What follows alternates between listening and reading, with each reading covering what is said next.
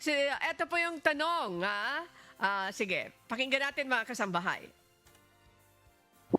Hi attorney, this is Vincent. Itatanong ko lang po kung ano ang legal na hakbang kapag feeling ko ay pinipilit na akong mag-resign ng kumpanya ko. Bigla po kasi nilang binago ang schedule ko sa oras na alam nilang hindi ko kaya at inilapit ako sa department na wala sa expertise ko para lang mahirapan ako. Wala naman akong bad record o memo. Parang ginagawa nilang miserable ang trabaho ko para ako na mismo ang kusang umalis at hindi na sila magbayad ng separation pay. May tuturing po ba itong illegal dismissal kahit hindi nila ako formal na tinatanggal? Lungkot naman nun. Attorney Vincent, Paul, anong Yes sagot po. natin po doon? Kay Oo, Vincent rin kuya, po. ako din Okay. yata yung nagtanong eh.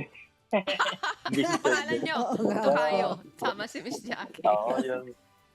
Kung sino man po si Vincent, ano nating ang tagatanong po ngayong hapon.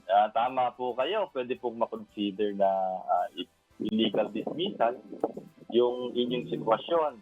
So, particularly, ang tawag dyan, constructive dismissal. Nasa trabaho ka pa. Pero yung kalagayan mo doon, parang wala ka ng wala kang choice kundi magpatuloy ka doon at yung condition mo it becomes so unbearable, intolerable, pinapahirapan mo kayo para mapilitan kayo na mag-resign. So wala kayong choice kundi sumuko, yung kusa kayong umalis ng trabaho dahil yun nga yung gusto ng inyo pong employer. Kasi ibig sabihin niya na gusto ko yung alisin sa inyo pong posisyon bilang manggagawa ng kapilitan.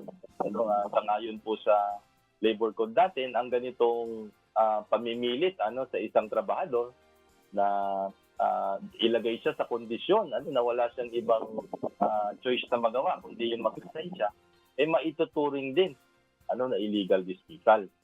At ito po ay pwedeng mareklamo yung paglabag sa karapatan ng manggagawa sa kanyang security studio.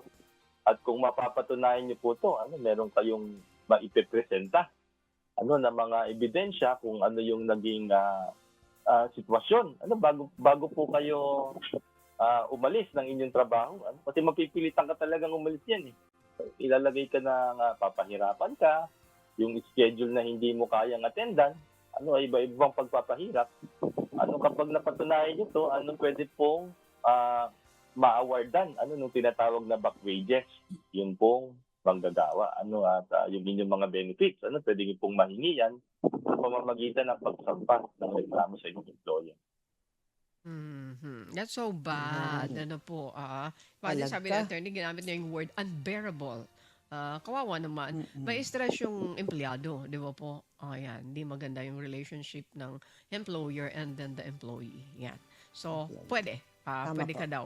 Pwedeng maituring. At pwedeng, sabi ni attorney, pwede kang makakuha dyan ng danyos mo. Okay.